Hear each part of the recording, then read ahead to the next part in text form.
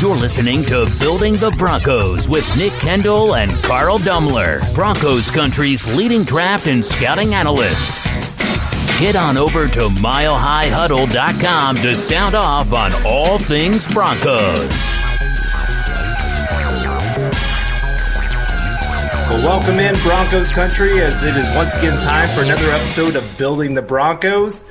And, of course, we have the joy of Mr. Nick Kendell. I've moved across the country to the great Northwest and has finally settled in, so he gets to join us once again. Very excited, Nick. Good to see you. How you doing, buddy? I'm doing pretty well. I had a slate of interviews today. I got more tomorrow, trying to figure out some long-term career options for me here in the Seattle area. The wife has a job at Kaiser Permanente going forward. But yeah, we arrived in Seattle. I have a house. Fingers crossed the internet holds up for us tonight. If not, we'll figure something out. But be on standby for that, because this is the first time doing that in this new place. Carl was saying I should have good internet, but I've seen some people complain about the internet here or there. I mean, it's just with so many people getting on the C word that we're not supposed to say, etc. So, but yeah, no, it's great to be back. Great for some normalcy. And gosh, football is coming. I'm just so excited for football. Yeah, I have to tell on you a little bit here. So, Nick and I were talking about what to talk about today, and I said we should do our 53-man roster, and he goes, "Oh, let's just wait. Let's do that next week." And I said, "It's too late next week, man. Football's here." Oh snap! You're right. I blinked, and this entire month went by. This month is just been a cluster. You know what? So, but I'm really happy to be here and excited to talk 53-man. I mean, building the Broncos. We're subtracting the Broncos, I guess, here. Subtracting down to the Broncos. But I'm excited to do that. Right. Getting to that we're building the final roster is how we're going to word this for today. So we're excited that you can join us, and it's going to be a fun episode. But we also want to let you know that today's episode is sponsored by sportsbetting.com. Enter the free $1 million Pick'em contest by visiting sportsbetting.com/pick'em-football. That's sportsbetting.com/pick'em-football for a chance to win $1 million. And make sure that you're finding us on Twitter, because we'd love to talk to you wherever we get a chance. You can find me at Carl Dumler MHH and Nick at Nick Kendell MHH. You can follow the podcast Twitter account at BTB Football Pod. And make sure you subscribe to our show wherever you listen to podcasts. We really appreciate that, and leave us a rating.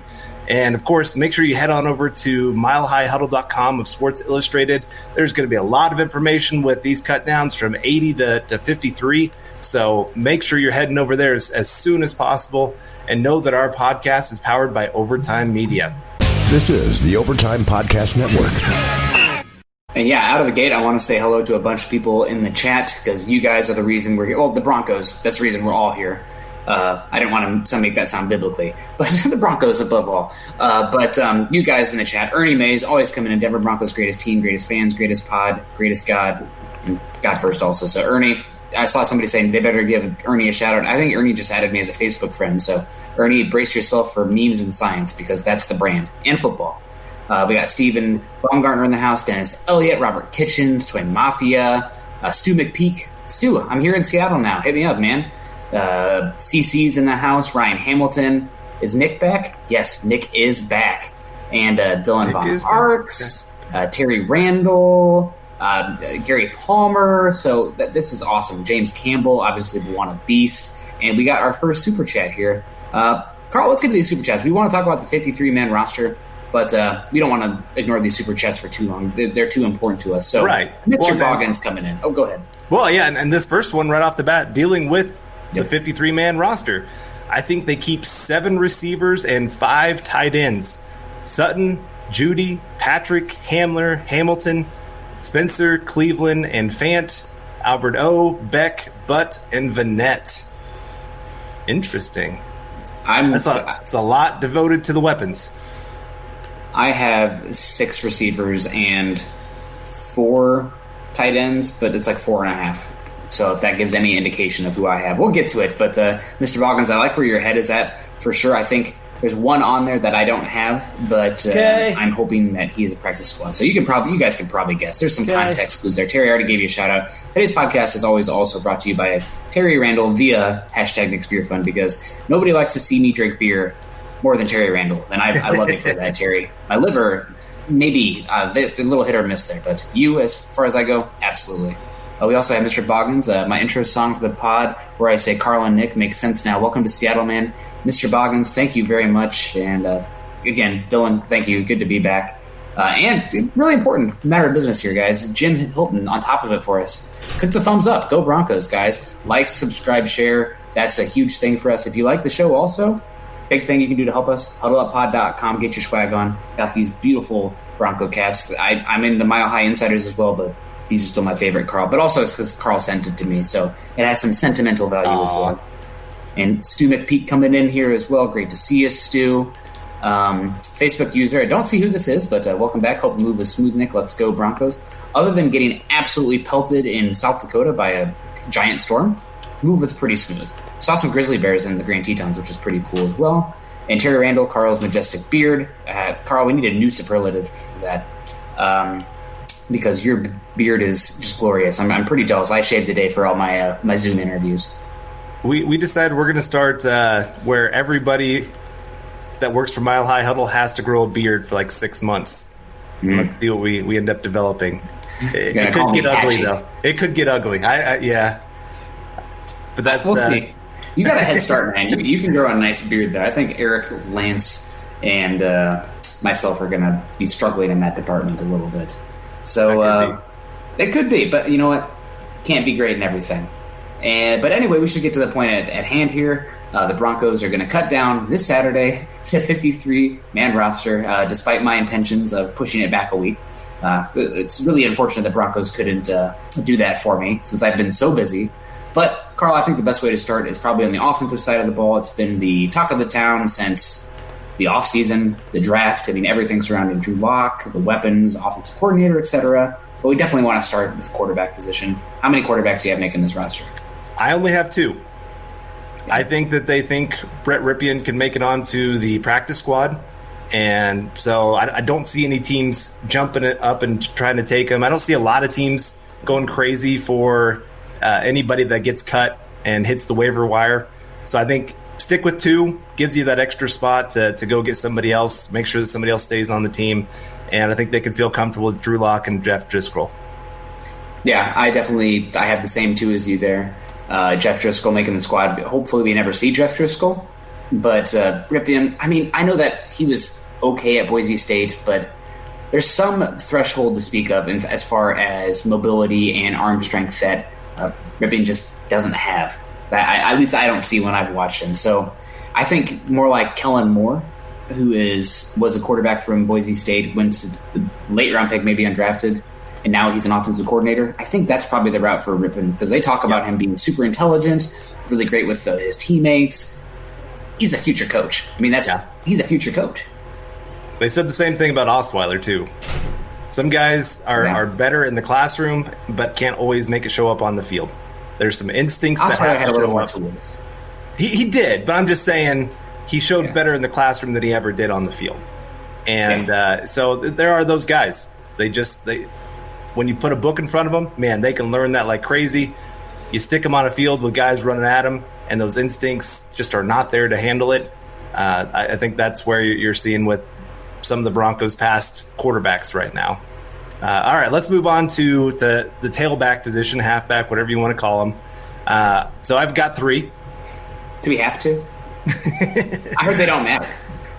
Pretty much. I mean, we're seeing today's NFL. I guess Joe Mixon just got paid, but you're seeing even Alvin Kamara, a guy that I think transcends the running back position and actually adds value because of his pass catching ability, not even getting a contract. So where did you have him? Like your 3rd overall best running back? Kamara? Yeah, I can't remember where I had him. Somewhere around there, though. I mean, he was top 5.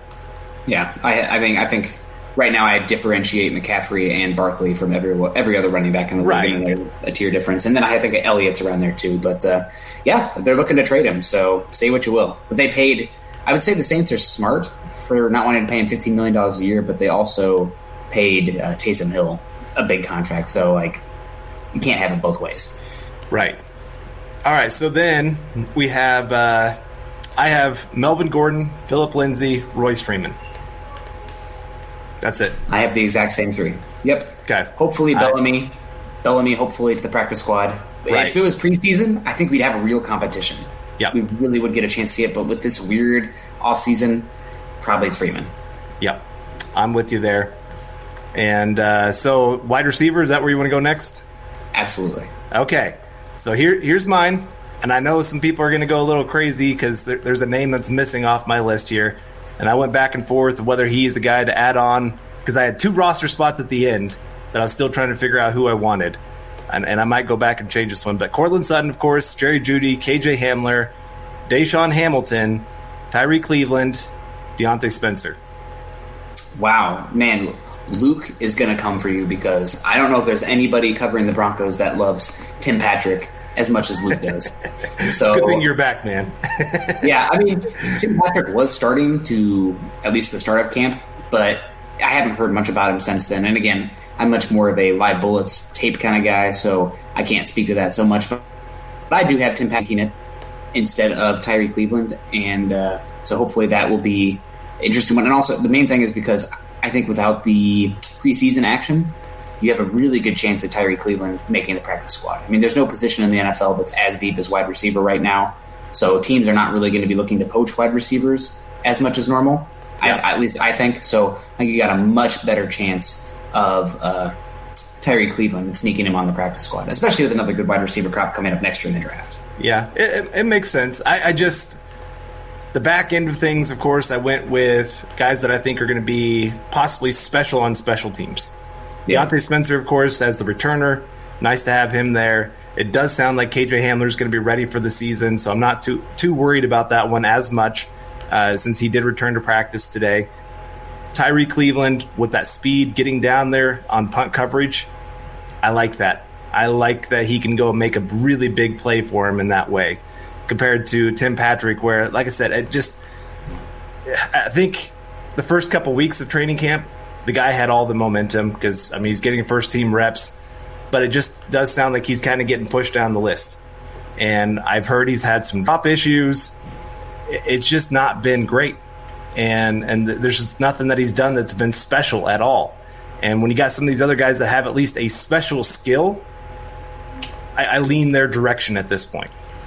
Well, you know what? Honestly, not to be selfish here, because obviously Tim Patrick's a person and we're not cheering against him, but again, Luke and I had a bet, and he said that if it came down to Patrick or Hamilton, he said Patrick was going to make it, and I took Hamilton just for the offensive fit. I think Hamilton's a much better fit for the Shermer offense. Yeah. So if it does come to that, Carl, fantastic. I have them both making it. I have the Tyree Cleveland not making the squad, going to the practice squad. I also do have Deontay Spencer making it. That one is a little bit back and forth, but with KJ Hamler's injury, I feel like there's too much of an unknown there in that special teams ability. So maybe Spencer, 4 or 5 weeks into the season, finds himself on the outside looking in. But I think the original 53, given Hamler's injury, Spencer's on the roster.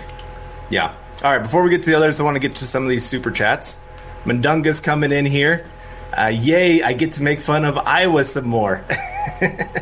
Thank you very much, Mundungas, for that super chat. And yes, you get to make fun of Iowa as much as you possibly want. And we do have a couple Iowa names that are probably going to come up here very soon. And so, yeah, make sure you're ready to with those comments at that point.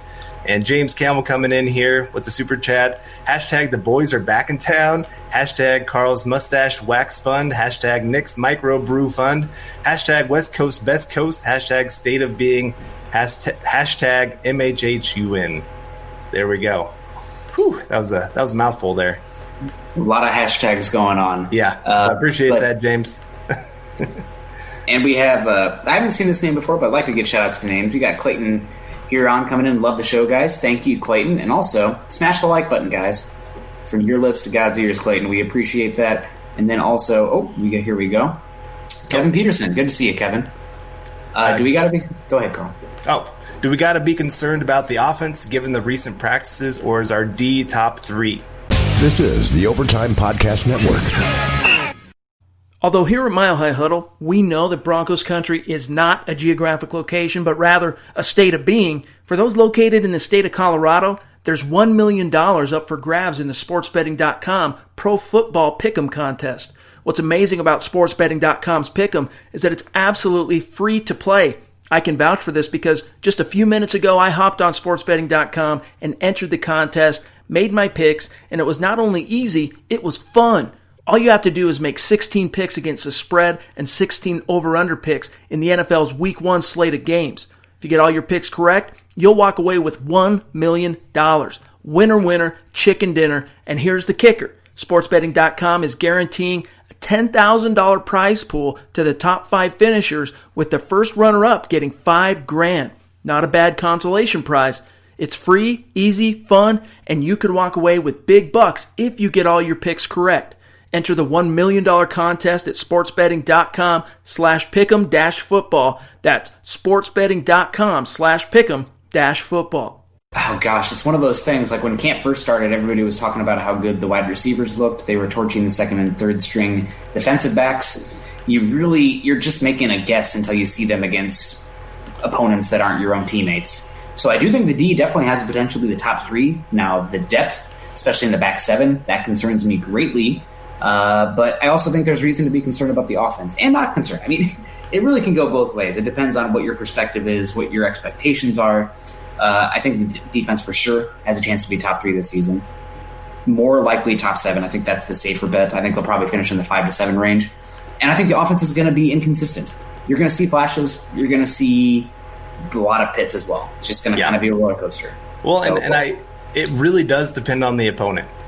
Because if a team has some really strong edge rushers, like what the Broncos bring every day in practice against their tackles, then yes, the offense is probably going to have their struggles.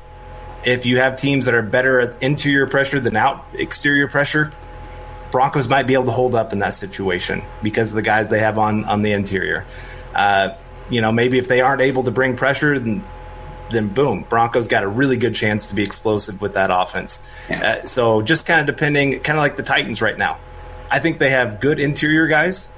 Their edge guys are not great. So the Broncos could stand a decent chance of putting up okay numbers. I don't think they're going to go like 30 or more points in that game. But I could see 24. I don't think that's completely unrealistic. I would not... I'm afraid to put anything like that out there because of what a crazy advantage the Broncos have weeks 1 and 2 at home.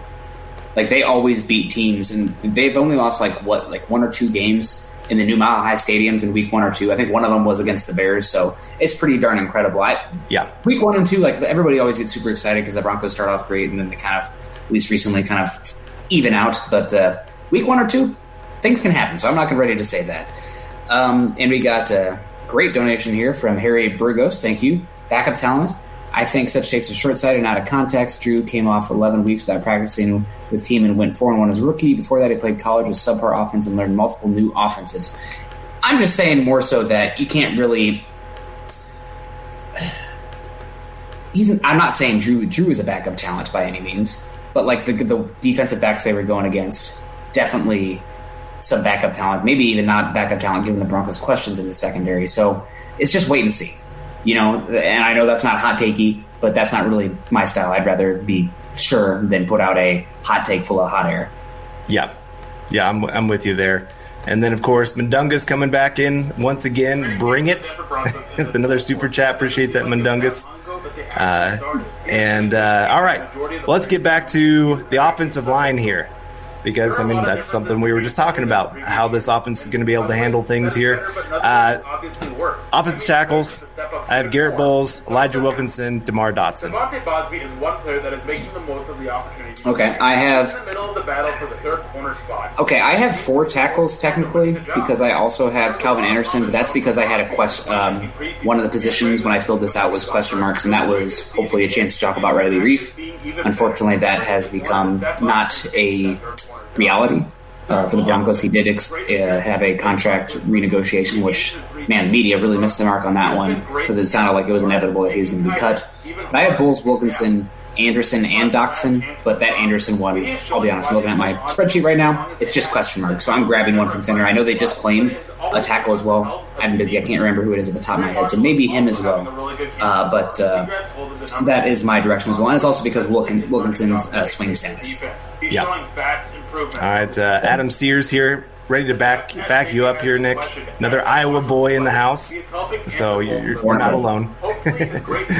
And all right, so then offensive guard center, I have Dalton Reisner, Lloyd Cushenberry, Graham Glasgow, Austin Schlottman, and Moody. Okay, I have Moody on IR. I'll be honest, I have not heard that much about him, but I think my plan was always to redshirt him this season to bring him about slowly because of how serious his injuries have been.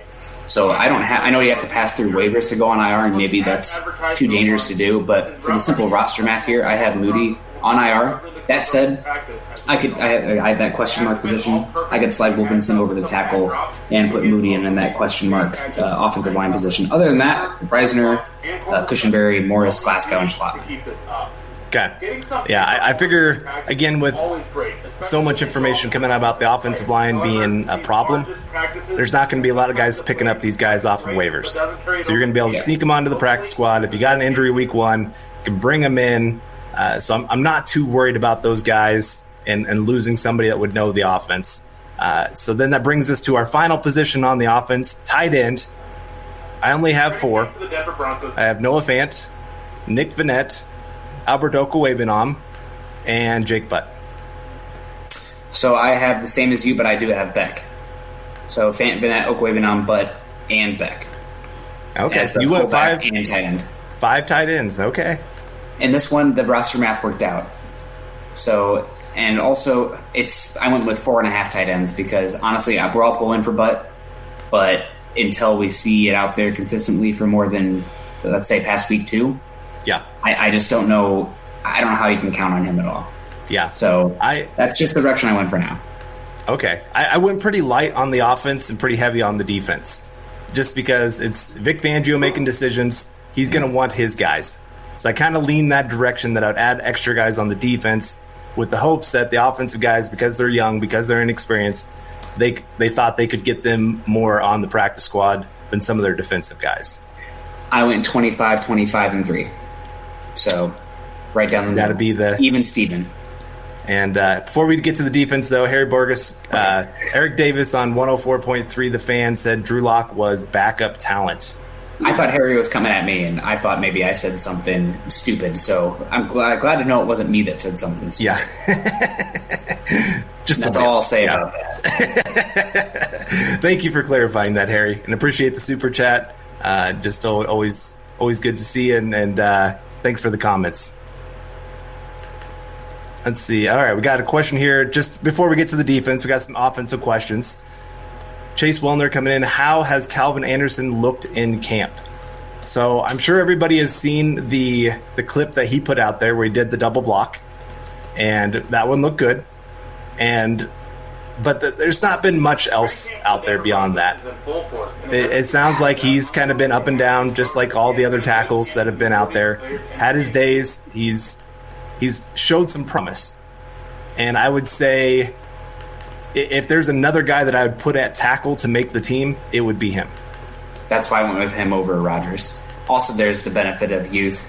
I don't know if he has the feet or the flexibility in his base to be a long-term tackle. In college he had a lot of issues with speed rushers, and you're going to get a heavy dose of that in the AFC West. So we'll see. It's obviously not ideal, but we're talking about the Broncos tackle situation. It hasn't been ideal since Ryan Clady and Ryan Harris took the field. So it is what it is.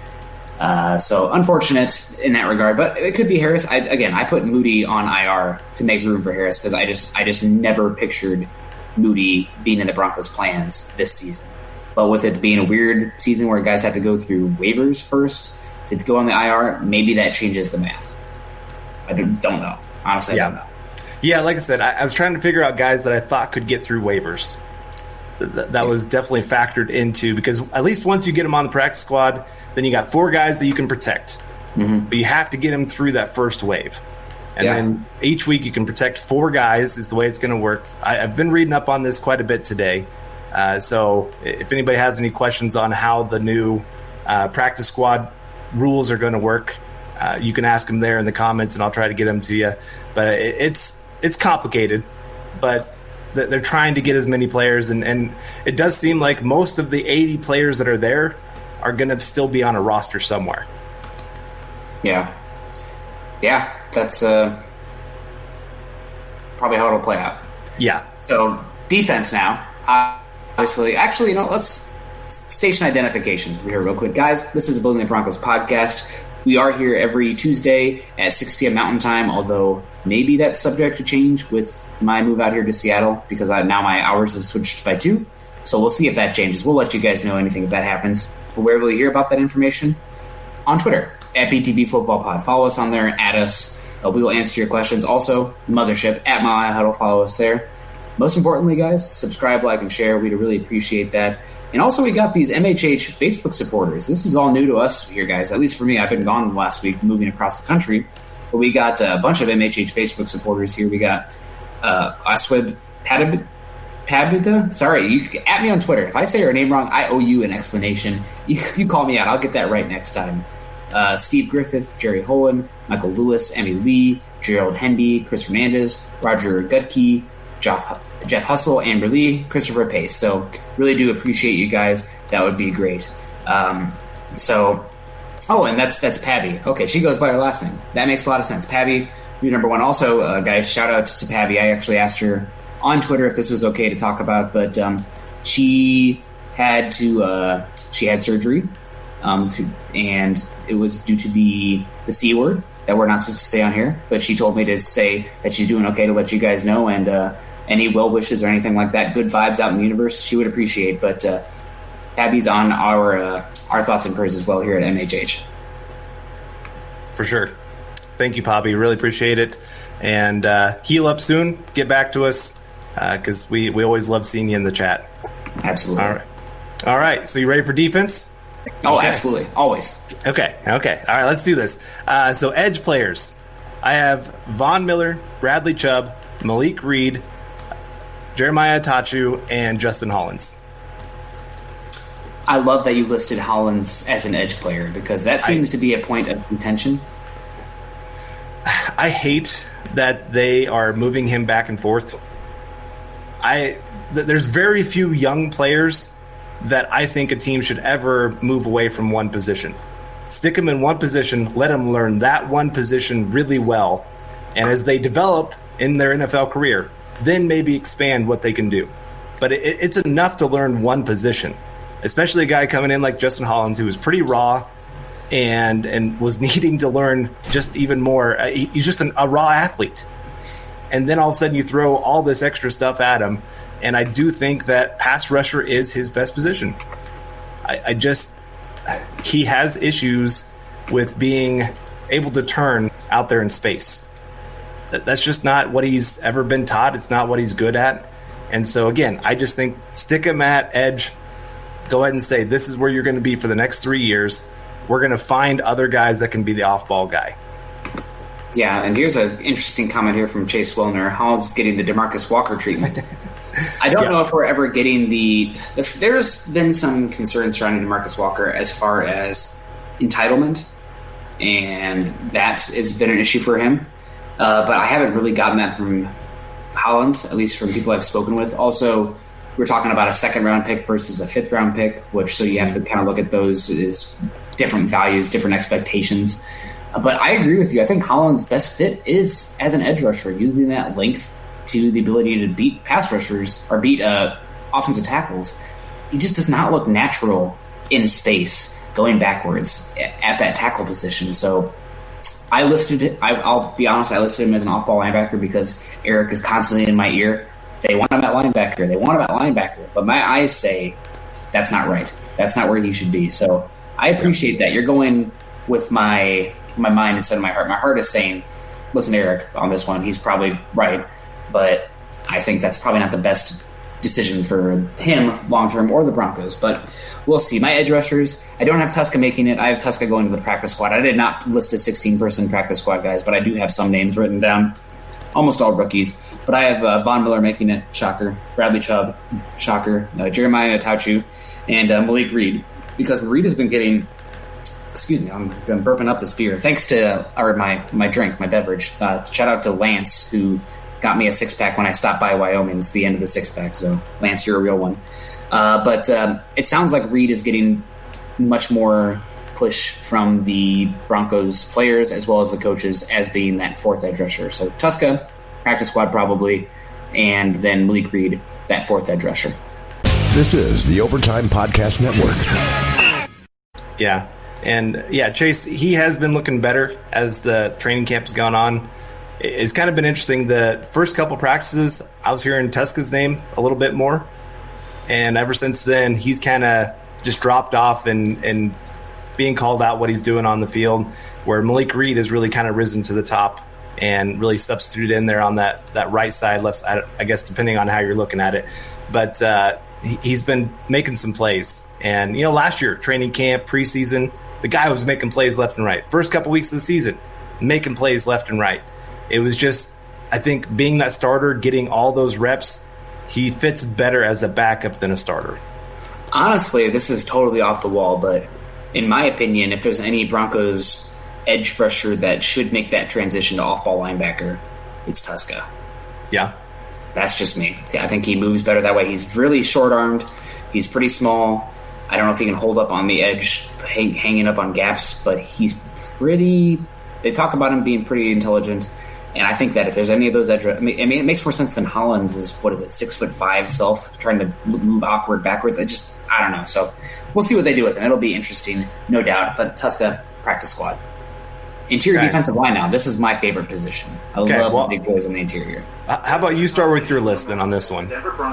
All right, so I have obviously Jarrell Casey making it, Mike Purcell making it, Shelby Harris making it, and then three backups. Draymond Jones, I'm expecting a big year from him. I honestly think he's going to surpass Shelby Harris in terms of impact. McTelvin Najim, Sosa, whatever he wants to go by.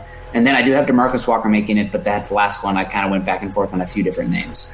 Yeah. Covington is also there. So. Right. It just kind of depends on what they want out of that backup spot. Yeah. Because in some ways you kind of have Draymond Jones, McTelvin Najim both kind of bringing a lot of the same skill set that DeMarcus Walker. Well, I think so. I think what their pass rush ability, I would say their pass rush ability is above their run stopping ability. Yeah. That's where I'm at with both of them. I think they're grooming Najim for nose tackle. And that wouldn't shock me one bit. But, again, to me, then DeMarcus Walker kind of triples up that he's a better pass rusher than run stopper. Yeah. So do you want another run stopper to be added to that list compared to all these pass rushers? I know pass rush is the name of the game in the NFL. But there is a point where you still need some backups as a run defender. But I'm with you. I have the same six. I went back and forth on DeMarcus Walker or not, but he seems to find a way to make this roster every year. And he blocked me on Twitter, so I wouldn't know. But all right, off-ball linebacker. I have Todd Davis, Alexander Johnson, Josie Jewell, Mark Barron, and Joe Jones. Okay, I have all the same as you, except I have Hollins listed as a linebacker, and I do not have Joe Jones making the squad. That was a hard one to cut. I know he has special teams value, but I think Hollins has special teams value as well. Yeah, so that was, like I said, I had 2 roster spots left when I got done with my list of guys that I'm pretty sure will make the roster. And so my final 2, I was going, okay, who brings the most special teams? Joe Jones was one of my guys, and I'll tell you who the other one is when we get to their name. But that's why he ended up making my list. Okay. I like Joe Jones' athletic ability. I remember him running around the field at Northwestern, especially on special teams. But I think I was looking for a way to fit Holland on the squad instead. So Holland's had a bit more value. And hopefully I'm not cutting in and out here, Carl. You kind of lagged on me a little bit, so hopefully I'm good. I think you're doing okay. I think we're but is my connection okay? I think you're good. Okay, good. But yeah, right. Mark Barron as well. Safety linebacker, but really he's kind of a small linebacker. So right, we'll see how that works out. Right. So now we got AJ Boye, Bryce Callahan, Devontae Bosby, Isaac Adam, Michael Ojemudia, Devontae Harris. I have 6 cornerbacks. I have AJ Boye, Bryce Callahan, Devontae Bosby, Isaac Yadam, and Devontae Harris making it. So Yadam, again, you're talking about special teams ability. I could already kind of fit that linebacker body into that position with Hollins. So instead I went with Yadam. Okay. And then final position, safety, because, we could talk about the specialists, but we don't need to. I have Justin Simmons, Kareem Jackson, Duke Dawson, Trey Marshall, Elijah Holders, that one that for special teams. He was my final guy on my 53-man roster. I cheated a little bit with safety. I do have, obviously, Justin Simmons, Kareem Jackson. Don't love the safety depth behind them. That's a position was highlighting leading up to the NFL draft. Jeremy Chin was somebody I was interested in. Terrell Burgess also, but it didn't come out that way. So I do have Trey Marshall. And that last one, actually, I cheated a little bit because I have Dawson listed as that fourth safety. He's really kind of a nickelback and a safety, but with how versatile Fangio requires those safeties to be, I think it makes sense. Yeah, I think it makes sense to fit those guys in there. Jackson plays a lot of nickel anyway, so Dawson could come in and be that filler for Jackson if the need came. Okay. All right. Well, those in the comments, listening live here, where do you disagree with us the most? What position or what player? Ojibwe is on there. I'm sorry. Yeah. Ojibwe is on there. Okay. Just making sure. I was going to bring that up here. Of course. Well, he's got to make the team. He's a third-round pick. There's no way they're letting him get to the waiver wire. There's a reason that they took him third round because they didn't think he was going to make it to the fourth. And so, yes, there's no way they're letting him go. I do see a lot of people going with the Covington hype. If he makes it over DeMarcus Walker, that'll be one less player on the Broncos roster that has me blocked. So, and I think DeMarcus Walker blocked me because sometimes I like to make memes, and this one wasn't very nice. I can admit that. Carl's the nice one on the pod. I'm the devil. But I did one with the milk carton with the missing person, and it was a picture of DeMarcus Walker on it. It was like after he was inactive for like 12 games in a row. And it's like, where's Walker? So I thought it'd be funny. And CC, Holder did make my roster. Didn't make mine. He did not make mix, yeah. I haven't seen enough of him. It's just hard for me to say. I'm more comfortable. There's some expression I cannot remember it off the top of my head, but the go with the devil or something like that. I can't remember it, but I know Yadam brings it on special teams. So I went with him over Holder for that regard. I know two different positions, but both at defensive back, special teams niche. Yeah. So center depth. So of course I have Lloyd Cushenberry starting, Austin Schlottman as that backup guy. In the emergency center, if you absolutely need him to, Graham Glasgow. Schlottman, Morris, and did you not have Morris making it? I did not have Morris making the roster. Oh, okay. I missed that. Okay. Like I said, I went really light on the offense, hoping some of those guys like a Patrick Morris could be on the practice squad. And so if there is an injury, say Lloyd Cushenberry goes down, I'm going to knock on some wood here, week 1. You still have Patrick Morris right there. I don't think anybody's going to be picking him up. So that's why I didn't have him making it. Okay, that makes sense. Patrick Morris feels like such a niche player because he's so small, very athletic, but so small. Honestly, if this was bad, I'd love to get some fullback reps from Patrick Morris. But I think I have them all making it. It's just, I guess going over the roster also, this is something that we talked about. What was the hardest position for you to decide? Because for me, it was getting down to the end of the offensive line. I literally had that last position as just question marks because I did not know. I was really hoping for Riley Reif. In the end, I went with Calvin Anderson, but that's totally in relation to Moody being able to go on IR. So I guess, what did you have issues with? I had issue with safety. Just because really the only two guys I've heard, I've heard really good things about three guys: Elijah Holder, Justin Simmons, Kareem Jackson. Those are the only three I've actually heard positive things coming out of camp of what they're doing at the safety position. Duke Dawson, just because, hey, they traded for him. Like you said, that versatility of what he plays there with the nickel, with safety, I figure that fits well with Fangio. Trey Marshall, Kareem a little Jackson bit. spoke him up today too, also. Duke Dawson, that is. Yeah. Trey Marshall, I have him just because, again, he keeps sticking with the team. They seem to like something about him because different coaching staffs have wanted this guy around. And so that's why I included him as well. And again, that's another guy for special teams. Yeah.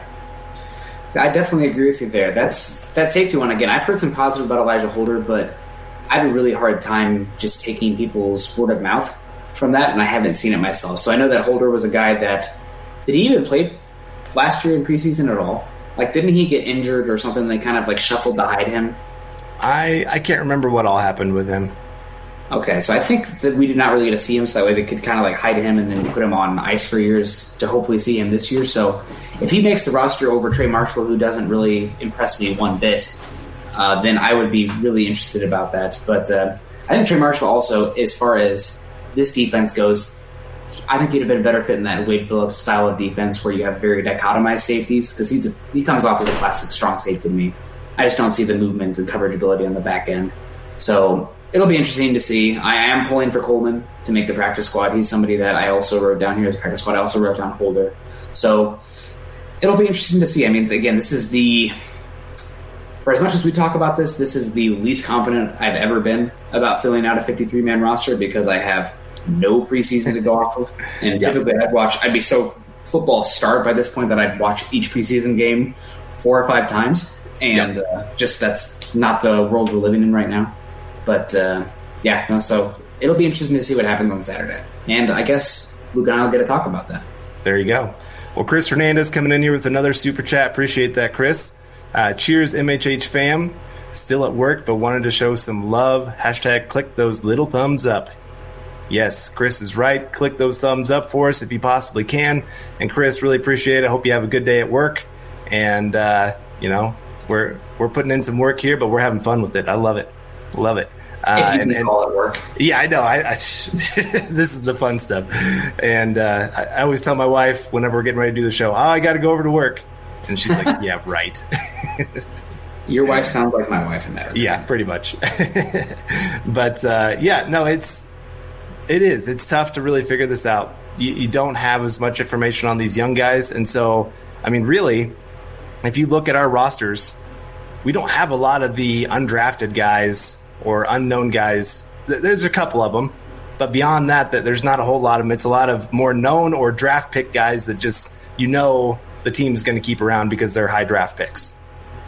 So it is. It's kind of a weird year. I agree with you, Royce Freeman. I'm not sure if he makes the roster if we had preseason games. But that's the name of the game right now. I guess, okay, so here's a good question for you. I haven't seen anybody bring it up. Are there any camp battles that you are really disappointed or preseason battles that you really didn't get to see more of because of the state of the world in football right now? Well, I would have loved to seen the cornerback battle. Yeah. I mean, because Bosby, Yadam, Ojemudia, Harris, all 4 of those guys battling for that third spot, that third cornerback. That would have been fun to watch out there, to see who's making plays, who makes the mistakes.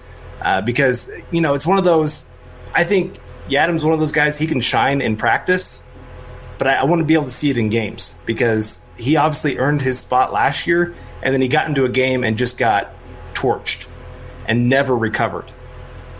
Yeah. So I definitely agree with you there. That's one position I would have loved. I would have loved to seen the defensive line as well. I mean, I know that's your people, but getting to see Ajim, man, that would have been fun to watch that guy. Draymond Jones, to see how improved is he compared to last year. Just those young guys, to see, are they ready to take that next step to be the next wave of great interior defensive linemen for the Broncos? I think the position that I'm honestly most bummed not to get to see in regards to training camp and everything that they bring to the table is the tight end position, honestly, because you have Noah Fant progressing to year 2. What does that mean? He was one of the youngest players in the NFL last year. He should take a big step forward this year. He's also dealing with an injury to end last season. So he's one that you're really relying on to take that step to become a top 10 tight end in football this year, top 12 tight end in football this year. And given his first-round status, I think that should be a reasonable expectation. If he doesn't hit that, then he's not a bust. But I think that's a reasonable expectation for him this year in confines of what the offense looks like. Right. Another one, Albert Okwuegbunam, keeps getting hype. I want to see what this looks like. I mean, watching him at Mizzou, caught a lot of touchdowns, plays up the seam, but he was tackled pretty often, and also he kind of turns like a battleship. Now, utilized the correct way, like DK Metcalf turns like a battleship, that can work for you. But I'm curious what it looks like. And then there's Jake Butt. Jake Butt has been this, I don't know, just mirage for years. I mean, the fact that he was one pick before George Kittle, not to pour salt in anyone's wounds, but that's the fact that he's getting hype right now. I mean, could he develop into that tight end too? He's never really going to be that classic Y because he doesn't block like you think, like you'd want. But still, there's value there. And then there's the net. Obviously, you paid a big contract to him. Andrew Beck, where does he fit in? So it will be interesting. And I know that we have Todd Anderson saying Fumagalli over Butt because of blocking. Fumagalli is not a good blocker either. I know that he went to Wisconsin, but they really utilized him in the slot a lot. So he's kind of that turnaround and catch the ball and fall over kind of guy. Right. So, well, and the other issue is he's recovering from surgery now. Yes. So It does sound like it's supposed to be a quick recovery, but these are extra practices that you're missing. And it is one of those things where everything is microwaved. So one bad practice equals about 5 or 6 from last year. Yep. And one good practice equals about 5 or 6. So Jake Butt has had some decent practices where people are hyping him up and they're seeing him make plays out there where Fumagalli hasn't been the guy making a whole lot of plays. I mean, it's not that he's been bad. It's just Jake Butt has made a name for himself a little bit. If you put up their tape side by side as far as college tape, Butt blows Fumagalli out of the water. Yep. And I know that, honestly, I don't even know if Fumagalli is that much better of a blocker, other than the fact that Fumagalli gets a Wisconsin bump. So we'll see. And James Campbell coming in here, a good point. Could be an IR candidate. I think Ford's probably the guy that I'd be most interested in on the IR just because of the athletic upside, the receiving upside. But I've never been a big Fumagalli fan. I think he's kind of like Josie Jewell at tight end, which that hurts me to say as an Iowa fanatic.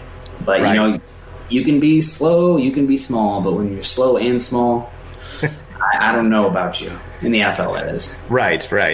CC coming in here to remind us just with practice squad and how it's going to work this year. Some new rules. 6 veterans can be put on the practice squad. Definitely won't be the final roster, even after they cut down to 53. Here's something I will say, though. The NFL has said even if a player tests negative on another team and then gets cut and another team picks them up, that team has to go through all of the protocols that's why it took Mark Barron a long time to be signed, Dawson a long time to be signed, because there's about a 3 or 4 day window of waiting for all the tests to come back and everything. It's a longer process than before. That's why I'm not sure how many waiver claims you're going to see this year compared to years past.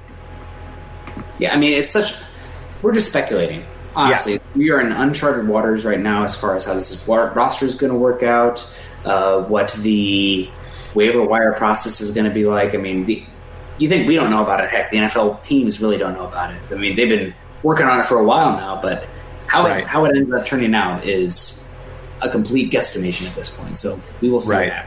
Well, and I mean, I have to laugh. It's kind of like the draft. All of us were predicting the draft just to go crazy with all these trades and everything else, because they've had nothing else to do but prepare for the draft. And then what did they do? They went the first 15, 16, I can't remember how many picks they went straight without a single trade. The first trade was the Buccaneers moving from 14 to 13. Oh, that's right. Okay, so but to not have any action in the top 10 of the draft is unheard of. Yeah. And so, again, that's why I'm saying even teams don't really, like you said, teams don't know exactly what to expect with some of this. There might be some veterans that get cut that maybe wouldn't have, because a little bit with the salary cap for next year.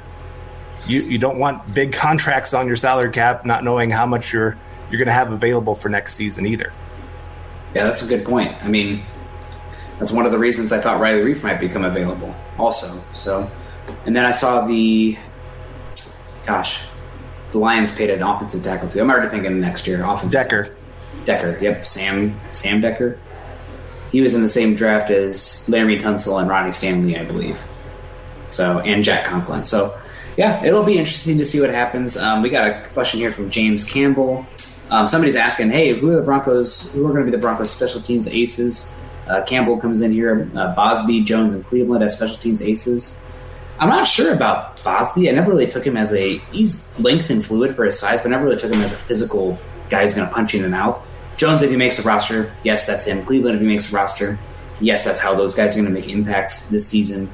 But I'm not sure about Bosby as much. Yeah, and it was Taylor Decker is the guy that was signed to the big contract. And that kind of hurts if the Broncos, let's say Garrett Bowles has a good season, that just ups his value because Taylor Decker's not exactly lighting the league on fire as a left tackle. But anyway, yes, special team aces. I could see Mark Barron being one. If they don't give him as much run on defense, he's got enough speed to go make some plays down the field. I'd say Elijah Holder is another if he makes the roster that I could see being a nice special teams player for him.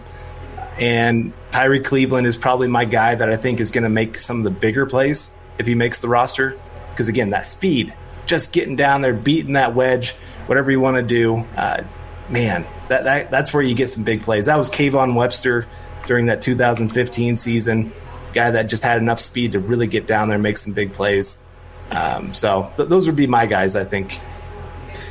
Yeah, I think those are good ones. Justin Holland comes to mind for me as being one. Again, Isaac Yiadom. That's one of the things that made me fall in love with his tape at Boston College. Somebody did a career highlight cut up of Yiadom, and a lot of his, I think it was junior year tape, was him, punter, gunner, or the blocker on the punting side, the returning side, and he was killing it. I mean, really physical. Not the best hips. I mean, we've seen that all. Darren Waller showed that time and time again on Monday Night Football last year. But as far as the physicality and special teams, I think Yiadom has that. And I think Tim Patrick also still brings some ability as that special teams ace. I think Tyree Cleveland has much more potential. He's more cost-controlled, but you have much more of a known quantity in Tim Patrick. And again, that's the reason I went that way instead. Yeah. Now, if they went Tyree Cleveland instead, God bless him. Going youth, going long-term, I appreciate it. I just think with the C word going on in the world right now, the safer bet would be Patrick. So that's the reason I went that way. We got Mrs. T coming in. Tell Mr. T I said hello. I loved him in the A-Team. Welcome to Washington, Nick. We're in the Tacoma area ourselves. Awesome. If you want a beautiful hike before end of season, I highly recommend Rattlesnake Ridge. I've heard that one is beautiful. We have still a lot to do in the house here because we've been busy. But if we don't get to go on a hike next weekend, this upcoming weekend, I'm going to be very pouty. So we better figure one out. I really want to do, I think, Lake Serene, Snow Lake, or, oh gosh, there's one more that's coming to mind. I can't think of it right now. But don't worry. I got my hiking books. I got my backpacking books. I'm ready to go. If there's no Big Ten football this Saturday, that's where you're going to see me. I'm going to be on the trail somewhere. There you go. Yeah, I went every other weekend when I lived up there. My wife and I would go find a new trail to go hike. It's we missed that. Did you have a favorite? I'd have to look up names. It's been so long. That's almost been 8 years now since we lived there. So I'll have to look up some names, and I'll send them your way. But I did want to get to this. Todd Anderson, hopefully Alberto and Fant have a big season. Gosh, so we really hope. Here's my question to you. Do you think that both of them can have a big season in the same season? Not in 2020. Maybe 2022. 2020, they're probably in the same niche. So that's probably the reality of it. If Fant, let's say Fant could have a big season with Alberto having an okay season, but if Alberto has a huge season, odds are something happened to Fant. Yeah. So it's knock on wood that doesn't happen. Yeah. So I see, and I've been saying this since they drafted Okawa, that his role for this year is probably going to be red zone targets. Seam stretchers. Yep. I some of those plays, I just see, I mean, that's what he brought when he was in college, that touchdown machine, because he can go above the rim. He can get above everybody else. He's not afraid to fight for the football, is one thing that Noah Fant had a little bit of issue with last year. And so I think he could be in that like 6 to 7 touchdown range with only like 15 to 20 catches kind of thing. I don't know how much run Alberto is going to get, because the other thing is, you stick both of them on the field at the same time, you have very much damaged your run game. Noah Fant is, from what I understand, he's improving as a run blocker and a pass blocker, but he's not great at it. And I don't think he's ever going to be an all-star at it. Alberto, he's not great at it. That's not what he's known for. That's not what he's bringing to the team. And so I do wonder a little bit about the damage that can come with having both of them on the field at the same time, of really cueing the defense to know, okay, they are passing. Now, if it's third down and it's a passing situation, yeah, bring them on the field. Let them go make their plays. But I just feel like Vanette's the guy that you want having if you're going to do the 2 tight end set with Noah Fant. Especially if this is going to be a team that relies on the run game earlier. I mean, as much as I am not a big fan of the run game if it takes away from the pass game, I think that's probably the direction this team goes as they kind of try to figure out themselves. Maybe even, I hate to say it, but maybe even baby lock in the passing offense just a little bit. Maybe baby's the wrong word. Just be a little bit conservative going off. I mean, you have these 2 running backs for a reason, right? So you can kind of give yourself a little bit of leeway with that. So we'll definitely see. Let me see. We got Terry Randall coming back in here. Terry Randall from north of the border. Love you, Terry. It's always 5 o'clock somewhere. Hashtag state of being. Appreciate that. And with that, guys, we should probably get on out of here. Get time to end another episode of Building the Broncos. You guys can find Carl on Twitter at Carl Dumler MHH and myself at Nick Kendell MHH. Make sure you go on over to milehighhuddle.com, an affiliate of Sports Illustrated. Also, guys, on YouTube, like, share, subscribe. That can do a world of good for us. Like, react, positive react on Facebook. Don't give us those angry reacts. We don't like those. Go to iTunes and leave us a 5-star rating and a comment. As all those things you can do, they're great support for us and that can help us continue to bring you our Denver Bronco deep dives every single day of the week. I mean, it's not just this show. Obviously, it's Mile High Insiders, it's Huddle Up Podcast, it's Dub Valley Deep Divers. So, obviously, if you like Building the Broncos the best, say that in the iTunes comments. But we're all here for you. You can follow the Building the Broncos podcast and all our other great audio content. Again, subscribe wherever you listen to the shows. Follow us on Twitter at Mile High Huddle and at BTB Football Pod. Carl, you got any plans the rest of the night? Something fun going on? I got a men's conference thing that I got this evening right after this. So I run right across the street, go hang out with a bunch of guys. We talk about, we just talk about everything, it seems like. So that's kind of my evening plans, and then go get some sleep. Well, I'm going to be unpacking. We might take the dog on a walk, but that's the extent of my fun time. It's still a blue sky here in Seattle. Typically, it's getting dark about now where I used to do these. So hopefully this was pretty good, guys. This will continue to evolve behind us. Right now, I'm right by the router to hopefully get the best internet possible because I still don't know about that in our place. And this is an empty guest room, but we'll figure it all out. But we appreciate you guys. We'll see y'all next week, same time, same place. As always, go Broncos. You've been listening to Building the Broncos. Join Broncos Country's deep divers at milehighhuddle.com to keep the conversation going.